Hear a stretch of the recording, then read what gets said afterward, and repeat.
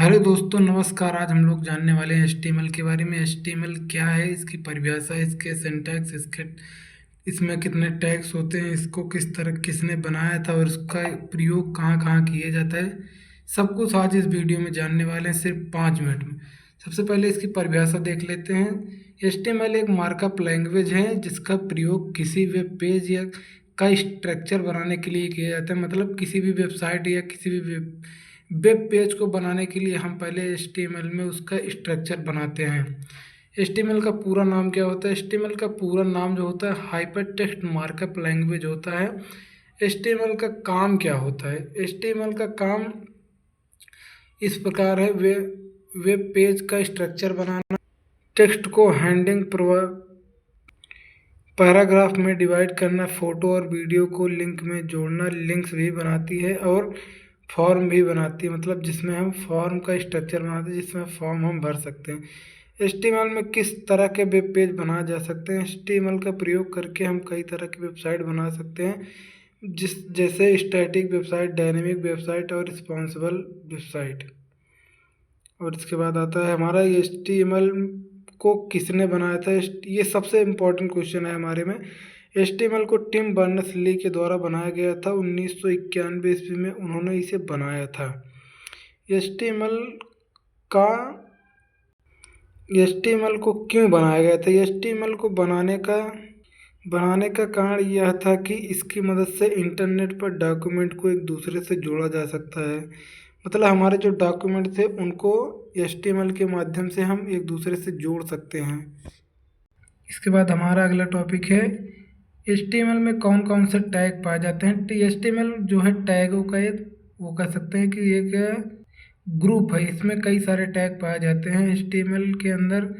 जैसे define tag के अंदर एक आता है HTML टैग। इसी टैग के अंदर डॉक्यूमेंट को लिखा जाता है। HTML का सारा कोड जो होता है HTML में ही लिखा जाता है। पहले HTML टैग ही लगता है, उसके बाद लगता है हमारा हेड टैग। इसमें वे जानकारी दी जाती हैं जो पेज में सीधे दिखाई नहीं देती।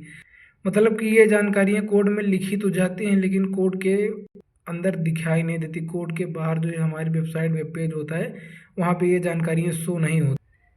इसके बाद टाइटल हो गया। इस टैग की मदद से वेब पेज का टाइटल डिसाइड किया जाता है कि ब्राउज़र के टैब में दिखाई देता है। जब जहाँ पे URL लिखा जाता है वहीं पे जो हम टाइटल देते हैं अपने वेब पेज का, वो टाइटल हमारी URL में दिखने के बाद आ गया हमारा बॉडी टैग आ गया। इसके अंदर ही वेब पेज के वेबसाइट में लिखी जाने वाली सारी चीज़ें दिखाई देती हैं। विजुअल कंटेंट भी दिखाई देता है, जैसे कि जो हमारी वेबसाइट के अंदर होता है, फ़ोटो, वीडियो, टेक्स्ट, ETC जो भी कुछ होता है बॉडी टैग के अंदर के माध्यम से ही लिखा जाता है। टेक्स्ट फॉर्मेटिंग, इसमें कई सारे टेक्स्ट टैग पाए जाते हैं, जैसे EHI, S6, ये एक हेडिंग टैग है। इसका प्रयोग करके हम अपने वेब पेज में हेडिंग का प्रयोग करते हैं, जिसमें H1 सबसे बड़ा टैग होता है और S3 सबसे छोटा हेडिंग होती है। पैराग्राफ टैग P, इसका प्रयोग पैराग्राफ लिखने के लिए होता है। BR, इसका प्रयोग लाइन को ब्रेक करने के लिए होता है, BR। और B टैग, इसका टैग ये टेक्स्ट को बोल्ड करने के लिए किया जाता है। मतलब कि जो हमारा टेक्स्ट होता है उसको बोल्ड कर सकते हैं B टैग के माध्यम से। I टैग टेक्स्ट को आइलाइस बनाता है। इसके बाद आगे हमारा U टैग। ये U टेक्स्ट को अंडरलाइन करता है। अंडरलाइन मतलब उसके नीचे एक रेखा खींच देता है। इसके बाद link and image tag. A tag, इसमें ए टैग आ गया। ए टैग का प्रयोग करके हम हाइपर लिंक बनाते हैं।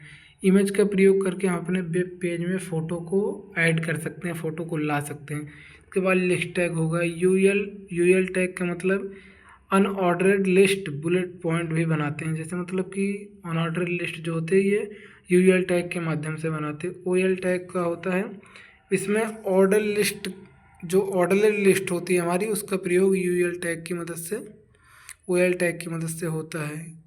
एल टैग, इसका ये लिस्ट में आइटम को बताती है। हमारा आ गया टेबल टैग। यह हमारे टेबल की शुरुआत करते हैं। मतलब जब भी हम कोई टेबल बनाते हैं तो इसमें टेबल टैग के माध्यम से ही टेबल को लिखते हैं। TR टैग, यह एक रो बनाता है। TD, यह एक सेल बनाता है। टीएथ यह हेडर सेल बनाता है।